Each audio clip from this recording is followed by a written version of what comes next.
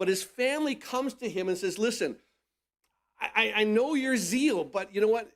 At this point, you're out of your mind.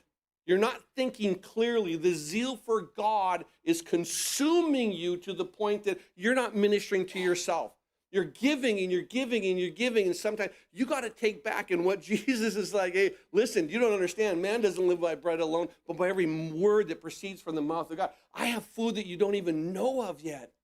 And my rest is what? My rest is in him, being able to do the will. And so as we look to this, keep in mind that Jesus is our Sabbath. He is the bread of life. That's who he is. He supplies what we need. And that's why you have those 7 I am statements in the Gospel of John. So whatever you have need of, he supplies that. But I want you to see that here, he identifies family.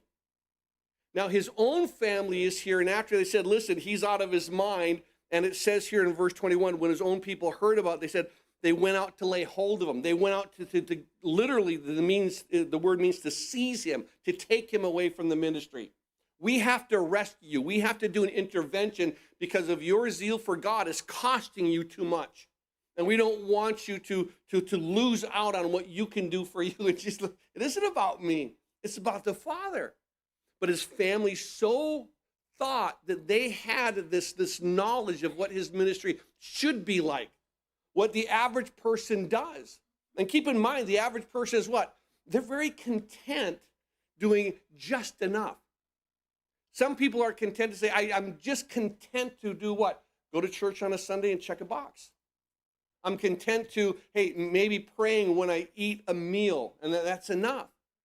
But others are what? I need to be consumed. I wake up in the morning and I want to hear from the Lord. I want to do this thing called devotions. I want to hear from God.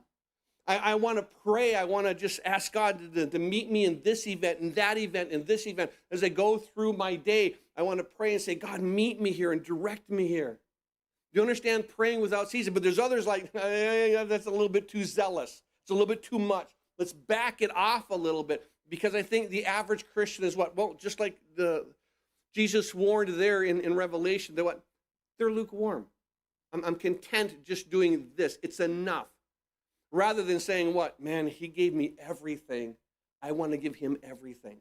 But his family, now thinking they know better, and I don't think that they were in error, that they thought negatively, but they thought, I need to protect you from yourself because you're not doing this.